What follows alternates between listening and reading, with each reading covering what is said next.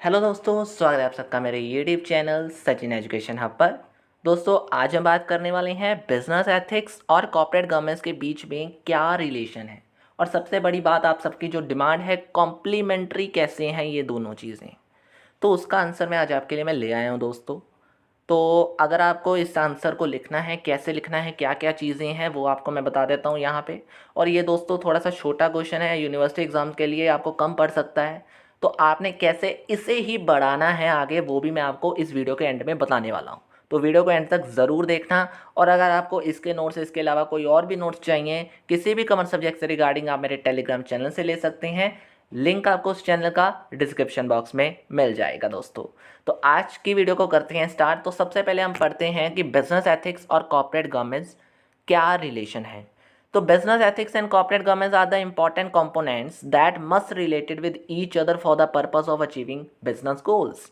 Business goals को achieve करने के लिए इन दोनों का होना बहुत ज़रूरी है, ये कहा गया है। The concept of business ethics is very much relevant in corporate governance. Business ethics का जो कंसेप्ट है, आपने देखा होगा कि बुक आपकी कॉर्पोरेट गवर्नेंस की है, लेकिन कंसेप्ट आपका बिजनेस एथिक्स आ रहा है, राइट। तो it is very important. Why? अब देखो, company must obey business ethics issues in framing companies corporate government strategy. ये लाइन बहुत नोट आउट कर लीजिए। कंपनी अपने बिजनेस एथिक्स को ओबे करने के लिए या उनके इश्यूज के रिगार्डिंग जितनी भी प्रॉब्लम है, मतलब जितनी भी बिजनेस एथिक्स के रिगार्डिंग प्रॉब्लम्स हैं, उनको देखते हुए ही, मतलब इन फ्रेमिंग कंपनीज कॉर्पोरेट स्ट्रेटेजी, मतलब कंपनी गवर्नमेंट्स की स्ट्रेटेजीज में क्या करती है, बिजनेस एथिक्स को चलाती है। और बिजनेस एथिक्स की मदद से कंपनीज गवर्नमेंट्स, जो कॉर्पोरेट गवर्नमेंट्स है, उसकी स्ट्रेटेजीज को प्रिपेयर करती है। ठीक है, यानी कॉर्पोरेट गवर्नमेंट्स कहीं ना कहीं बिजनेस एथिक्स को फॉलो करने में मजबूर करता है, और बिजनेस एथिक्स क्या करता है, कॉर्पोरेट गवर्नमेंट स्ट्रेटेजीज को बनाने में या इफेक्टिव वे में तैयार करने में आपकी मदद करता है। Today with the change in business environment the task of corporate governance also भी चेंज। देखो जी, आजकल जो बिजनेस एनवायरनमेंट में चेंजेस आ रही हैं, उसमें कॉर्पोरेट गवर्नेंस का जो काम है वो भी चेंज हो रहा है। कैसे? Business ethics also requires for the acceptance of these changes. देखो जी, कॉर्पोरेट गवर्नेंस तो चेंजेस कर रहा है, लेकिन बिजनेस एथिक्स को भी ज़रूरी है कि वो भी टाइम बदलते रहें फॉर द टाइमली फ्रेमिंग, ताकि हम जो कॉर्पोरेट गवर्नेंस की स्ट्रेटजीज़ हैं उन्हें टाइमली फ्रेम कर सकें आसानी से और नए तरीके से प्रिपेयर कर पाएँ। बट ये क्या होता है, जो बिजनेस एथिक्स है ना, वो ऐसी चेंजेस को बहुत जल्दी से एक्सेप्ट नहीं कर पाता या कई बार नहीं ही कर पाता। तो कॉर्पोरेट गवर्नेंस जो है वुड बी विदाउट डायरेक्शन। वो कॉर्पोरेट गवर्नेंस की जो डायरेक्शन है वो बदल जाती है। तो कहीं ना कहीं क्या नज़र आ रहा है, कॉम्प्लीमेंट्री रिलेशन नज़र आ रहा है। बिल्कुल आ रहा होगा आपको अभी कि दोनों की ज़रूरत एक साथ पड़ रही है, राइट। तो company must include the following ethical measures in corporate governance strategy. अब बात आ जाती है कि कंपनी को क्या करना है यहाँ पे, कि जितनी भी कॉर्पोरेट गवर्नेंस स्ट्रेटेजीज हैं उसके रिगार्डिंग कुछ एथिकल मेजर्स हैं, उनको फॉलो करवाना है। अब ये एथिकल मेजर्स के बाद आपका प्रूव हो जाएगा कि आपके लिए बिजनेस एथिक्स एक और कॉर्पोरेट गवर्नेंस क्या है, कॉम्प्लीमेंट्री रिलेटेड है एक दूसरे के साथ। तो क्या ये पॉइंट्स हैं? देखो जी, it must adopt transparent policy of management and governance. देखो जी, मैनेजमेंट एंड गवर्नेंस करने के लिए आपके पास क्या होनी चाहिए, ट्रांसपेरेंट पॉलिसी होनी चाहिए, जिसमें स्पष्ट लिखा हो कि ये चीज़ें हो रही हैं, बात खत्म। मतलब हम क्या करते हैं, हर चीज़ों को अपनी तरह से लिखते हैं, लेकिन ट्रांसपेरेंट का मतलब हर चीज़ मेंशन की जाए उसके बीच में, राइट। फिर आ जाता है, it must adopt a corporate government policy based on the code of ethic rules regulation and principles. जो स्ट्रेटेजी है, पॉलिसी है उसकी, वो किसके बेस पे होनी चाहिए, बिजनेस एथिक्स के जो कोड ऑफ कंडक्ट हैं बनाए हुए, हमने रूल्स तैयार किए हुए हैं, रेगुलेशंस हैं, प्रिंसिपल्स हैं, उनके बेस के ऊपर होनी चाहिए। Company must try to be objective and impartial in issue of corporate governance. Company को भी क्या करना है, वो ऑब्जेक्टिव रहे या फिर इम्पेरिशियल रहे, किसके रिगार्डिंग, कॉर्पोरेट गवर्नेंस के इश्यूज़ के रिगार्डिंग, मतलब वो ध्यान में रखे इन चीज़ों को। Corporate governance must take ethical decision. Corporate governance को चाहिए कि वो एथिकल डिसीजंस ले। All stakeholders should be treated equally in ethical manner. जितने भी स्टेक होल्डर्स हैं वो इक्वली ट्रीट किए जाएं और एथिकल मैनर में लिखे, मतलब एथिकल मैनर उनको बताया जाए या उनसे उनको ट्रीट किया जाए। Company must try to earn the profit in most fair and equitable manner. Company को चाहिए कि वो अपनी स्ट्रेटजी इस तरीके से बनाए है जिसमें ये लिखा गया हो कि जो प्रॉफिट है वो फेयर एंड इक्विटेबल मैनर में ही लिया जाता है और होता है, right. Company must use the authority in most effective manner to get the work done. Company को चाहिए कि वो अपनी अथॉरिटी इस तरीके से इफेक्टिव मैनर में यूज़ करे ताकि सारा काम अच्छे से हो जाए और पूरा हो जाए। Company must be transparent in all market dealing, company को ये भी चाहिए कि वो अपनी सारी मार्केट डीलिंग में क्या हो, ट्रांसपेरेंट करे अपना काम, यानी अच्छे से बता दे कि वो क्या डीलिंग कर रही है हर एक को।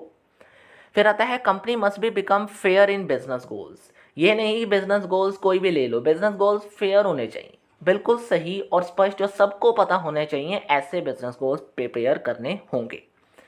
Attitude of the company must be changed time to time so that the mindset of the senior management also changes with the requirement of ethical dimensions। देखो ethical dimensions के लिए मतलब क्या करना चाहिए, जो सीनियर मैनेजमेंट है उसका भी mindset according to the changes जो है वो चेंज होते रहना चाहिए। ये नहीं कि आपका कॉर्पोरेट गवर्नेंस स्ट्रेटजी किसी पीरियड की बन रही है और टाइम पीरियड अब कौन सा चल रहा है, ऐसा नहीं। एटीट्यूड भी आपने वैसा ही बदल देना है, यानी माइंडसेट ऐसा बदलो कि टाइम टू टाइम हर चीज़ चेंजेस में लेकर आके सबको टाइम टू टाइम अपडेट मिलती रहे।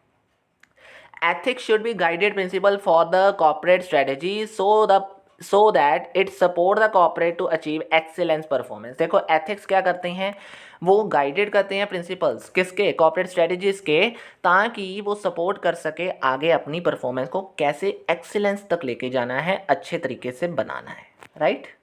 तो चलो जी, ये सारे पॉइंट्स पढ़ने के बाद आपके पास आ गया जी जो चीज़ें मेन चाहिए थी आपको।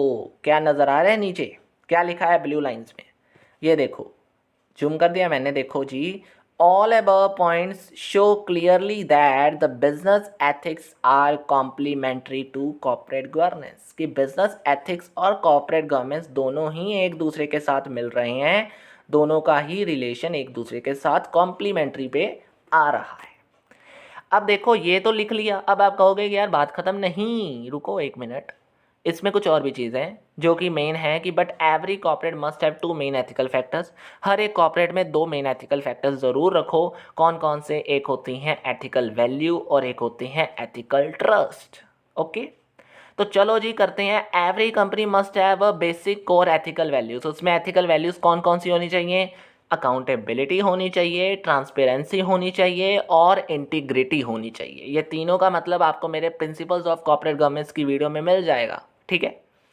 फिर आता है ethical trust. Good corporate governance must have ethical trust specially with all stakeholders. जो कॉर्पोरेट गवर्नेंस होती है गुड, वो क्या करती है, ऑटोमेटिकली एथिकल ट्रस्ट बना के रखती है हर एक स्टेक होल्डर के साथ, और स्टेक होल्डर में भी इंटरनल एज वेल एक्सटर्नल हो सकते हैं। और if a company want to create ethical environment then it must to be build trust relationship with both internal and external. अगर वो अपना एथिकल ट्रस्ट बहुत अच्छा और कंपनी चाहती है कि एथिकल एनवायरनमेंट बने, तो उनका मतलब ये है कि इंटरनल एक्सटर्नल दोनों के साथ आपको रिलेशन अच्छा बनाना होगा, राइट। तो दिस इज़ ऑल अबाउट आपका जो रिलेशनशिप है, कॉम्प्लीमेंट्री रिलेशनशिप है बिजनेस एथिक्स और कॉर्पोरेट गवर्नेंस के बीच में। तो मैंने प्रूव तो कर दिया यहाँ पे। अब आपके सामने भी ये था कि ये देखो ये 2 पॉइंट हो गए और ये तो सिंगल लाइन में है और ये एक पैराग्राफ है। तो अब भाई 5 पेजों के बीच में कैसे इसे एडजस्ट किया जाए। तो सबसे पहली चीज़ ध्यान से समझिए यहाँ पे, तो आपने सबसे पहले मीनिंग लिखना है दोनों का। बिजनेस एथिक और कॉर्पोरेट गवर्नेंस का रिलेशन है तो दोनों का मीनिंग ज़रूर मेंशन कीजिए फर्स्ट पेज के ऊपर। ये नहीं कि एक पेज बिजनेस एथिक एक पेज कॉर्पोरेट गवर्नेंस, ये नहीं, वो ज़्यादा हो जाएगा। बिजनेस एथिक्स और कॉर्पोरेट गवर्नेंस दोनों को एक अच्छे तरीके से एक ही पेज के ऊपर एडजस्ट कीजिए और अच्छे से प्रेजेंट कीजिए। पहला पेज आ गया। अब दूसरे पेज पे आते हैं। ये पैराग्राफ जो मैंने लिखा है उसे हाफ देन आप लिख सकते हो, क्योंकि अगर पीडीएफ के वे में अगर देख रहे हो तो एक पेज के ऊपर आपका मोर देन हाफ तो बन ही जाएगा। तो अगर आप सारी लाइनों को मोर देन हाफ लिख देते हो तो उसके बाद अगर आप स्टार्ट कर रहे हो पॉइंट्स को, तो मेरे ख्याल से 2 और 3 ये दोनों पेजेस में आपके सारे पॉइंट्स अगर सिंगल लाइन में भी लिखते हो तो आ जाएंगे, राइट। तो आ जाएंगे, बिल्कुल आ जाएंगे। 3 पेजेस में तो ये कवर हो गए।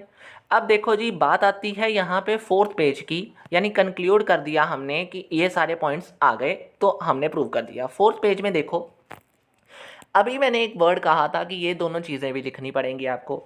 अब ये जो दोनों चीज़ें लिखनी पड़ेंगी ना, तो 4th पेज में ध्यान से समझो कि एक फ्लो चार्ट तो होना चाहिए। पॉइंट, एक फ्लो चार्ट चाहे आप वो 12 जो मैंने 10 पॉइंट्स ऊपर करवाए हैं ना, उनका भी बना सकते हो चाहो तो। आप फोर्थ पेज में या थर्ड पेज में बना के फोर्थ पेज तक वो पॉइंट्स को लेकर जा सकते हो। आप ये भी ट्रिक इस्तेमाल कर सकते हो। नहीं फ्लो चार्ट बनाना आता उसका, तो आप इसका दो दो पॉइंट्स का फ्लो चार्ट बनाओ एक हाफ पेज के अंदर। उसके बाद आप फर्स्ट पॉइंट को स्टार्ट करो। अब ये फर्स्ट पॉइंट में आपने अगर बढ़ाना है क्वेश्चन तो क्या करोगे, अकाउंटेबिलिटी, ट्रांसपेरेंसी और इंटीग्रिटी का भी मीनिंग लिखोगे।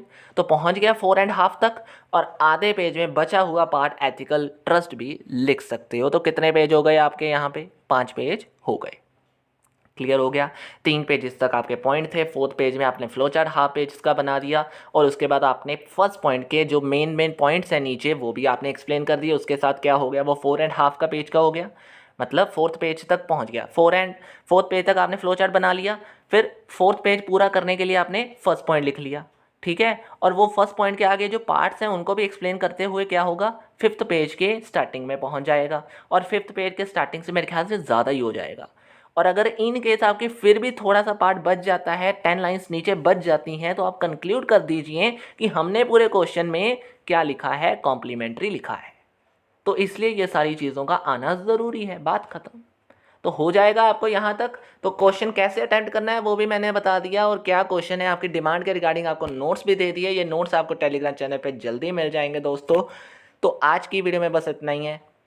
होपफुली आपकी सारी डिमांड पूरी हो गई होगी। अगर आपको क्वेश्चन समझ आ गया है, कैसे लिखना है, क्या करना है, कैसे करना है, सारी चीज़ों के बारे में पता लग गया है दोस्तों, तो आज की वीडियो में बस इतना ही है। वीडियो को लाइक करना मत भूलिएगा। कोई चैनल पर नया है तो सब्सक्राइब कर दीजिएगा। आज की वीडियो में बस इतना ही दोस्तों। Thank you very much.